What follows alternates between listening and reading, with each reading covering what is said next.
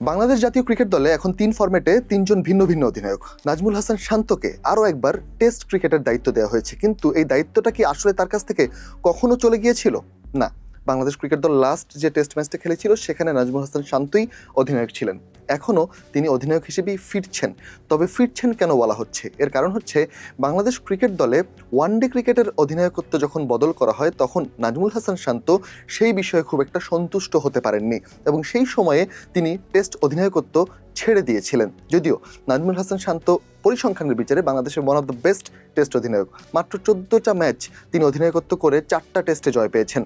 সেটাকে বাংলাদেশের বিচারে অনেক ভালো বলাই যায়। তার মধ্যে আছে বাংলাদেশের অ্যাওয়ে ক্রিকেটে, মানে বিদেশের মাটিতে টেস্ট ক্রিকেটে 2টা সাফল্যর একটা বড় সাফল্য। বাংলাদেশ ক্রিকেট দল যখন বিদেশের মাটিতে খেলতে যায় তখন ধারণাই করা হয় যে বাংলাদেশ ক্রিকেট দল টেস্ট ম্যাচগুলো বিশেষ করে হারার বা পরাজিত হওয়ার সম্ভাবনাই বেশি। কিন্তু সেইখান থেকে নাজমুল হাসান শান্ত পাকিস্তানের মাটিতে অধিনায়কত্ব করে বাংলাদেশকে 2টি টেস্ট ম্যাচ জিতিয়েছেন। এটা বাংলাদেশের ক্রিকেটে অনেক বড় একটা সাফল্য, বিশেষ করে টেস্ট ক্রিকেট ফরম্যাট বিচার করলে।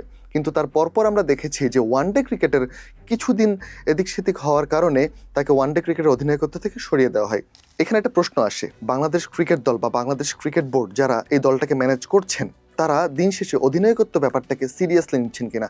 কারণ বিশ্বের বড় বড় দেশ অস্ট্রেলিয়া বা ভারতের মতো দেশকে আমরা দেখেছি যে শুভমান গিল বা অন্যান্য যারা অধিনায়কত্ব করেছেন, স্টিভ স্মিথ, মাইকেল ক্লার্ক, তাদেরকে বিভিন্ন সময় সহ অধিনায়কত্ব দিয়ে তাদেরকে নার্চার করা হয়, তাদেরকে গ্রুম করা হয়। কিন্তু বাংলাদেশ ক্রিকেট বোর্ড অনেক সময় এই প্রশ্নের উত্তরই দিতে পারেননি যে বাংলাদেশে আসলে সহ অধিনায়ককে বা তিনি কিভাবে সহ অধিনায়ক হয়ে দলকে পরবর্তীতে সার্ভ করতে পারবেন। যে কারণে বাংলাদেশের সম্প্রতি একটা জিনিস আমরা দেখেছি, টি-20 ক্রিকেটে যিনি কখনো অধিনায়কত্ব করেননি কোনো ফরম্যাটে, বয়সভিত্তিক দলেও না, বিপিএলেও না, এনসিএলেও না, তাকে সেই জাকের আলী অনিককে টি-20 ক্রিকেটে হুট করে একটা সিরিজের অধিনায়কত্বের দায়িত্ব দিয়ে দেওয়া হয়েছিল এবং তার পরপর যেটা হয়েছে, সেই সিরিজে জয় পেলেও জাকের আলী অনিক পরের সিরিজেই জাস্ট লিটন দাস ব্যাক করার সাথে সাথে তিনি অধিনায়কত্ব হারিয়েছেনই সহজাত প্রক্রিয়ায়, বাট একই সাথে দলেও জায়গা হারিয়েছেন। এখন প্রশ্ন আসে এইখানে যে দলে জায়গা হারানো একজন মানুষকে কি করে ঠিক আগের সিরিজে অধিনায়কত্ব দেওয়া হয়? এই ব্যাপারটাই বাংলাদেশ ক্রিকেট বোর্ড এখনও ঠিক মতো উত্তর দিতে পারছে না। কারণ যখনই বাংলাদেশ ক্রিকেটে অধিনায়কত্ব নিয়ে কোনো একটা প্রশ্ন করা হয়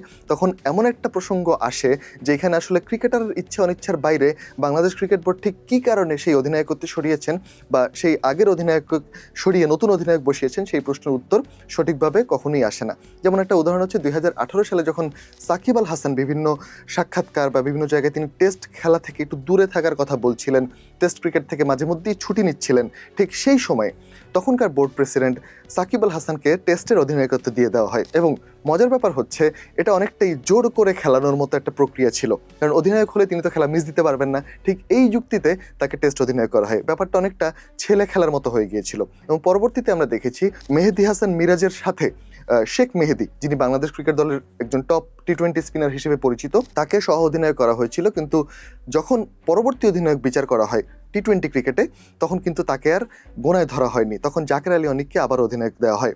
অর্থাৎ বাংলাদেশ ক্রিকেট বোর্ড আসলে অধিনায়ক ব্যাপারটা নিয়ে কতটা সিরিয়াস এটা নিয়ে প্রশ্ন থেকেই যায়, যেমনটা থেকে যায় পরিচালক বা বোর্ড প্রেসিডেন্টের বিষয়ে। যেমন বাংলাদেশ ক্রিকেটে 5ই আগস্টের পরে, মানে রাজনৈতিক পট পরিবর্তনের পরে আমরা দেখেছি ফারুক আহমেদ বোর্ড প্রেসিডেন্ট হিসেবে এসেছিলেন, কিন্তু কিছুদিন যাওয়ার পরেই সরকার সংশ্লিষ্ট মানুষদের সাথে মনোমালিন্যের কারণে তাকে সরিয়ে আমিনুল ইসলাম বুলবুলকে বোর্ড প্রেসিডেন্ট হিসেবে নিয়ে নেওয়া হয় এবং পরবর্তীতে নির্বাচনের মাধ্যমে তার যেই বোর্ড প্রেসিডেন্টের মেয়াদ সেটা আরও বেশি বেড়ে যায়। সো আলটিমেটলি আমরা দেখছি যে বাংলাদেশ ক্রিকেটে আসলে এই যে পদবিগুলো বা অধিনায়কত্ব থেকে শুরু করে বোর্ড প্রেসিডেন্টের পদগুলো অনেক বেশি ক্ষণস্থায়ী, অনেক বেশি ভালনারেবল একটা পজিশনে থেকে যায়, যে কারণে ঠিক তিনি কোনো একটা ভিশন নিয়ে আগাবেন। যেমন টেস্ট ওয়ানডে এবং টি-20তে দেখা গেছে বাংলাদেশ কাছাকাছি দল নিয়েই মাঠে নামে। কাছাকাছি দল নিয়ে মাঠে নামলে সেই দলের দর্শনও কাছাকাছি থাকে। 3 জন ভিন্ন ভিন্ন অধিনায়ক যখন 3টা ভিন্ন ভিন্ন ফরম্যাটে অধিনায়কত্ব করেন সেই দলের বেসিক দর্শনেই একটা ল্যাকিংস দেখা যায়। তখন বাংলাদেশ ক্রিকেট দলের আসলে মোটিভ কি, তারা কোন উপায়ে খেলবে, তারা কি আসলে বাসবল ক্রিকেট খেলবে, আক্রমণাত্মক ক্রিকেট খেলবে, নাকি ডিফেন্সিভ ক্রিকেট খেলবে, ম্যাচ জয়ের চেয়ে ম্যাচ হারা এড়ানোর জন্য ক্রিকেট খেলবে, সেটাই আসলে বোঝা মুশকিল হয়ে যায়, কারণ অধিনায়কের চিন্তার প্রতিচ্ছবি পড়ে দলের উপর।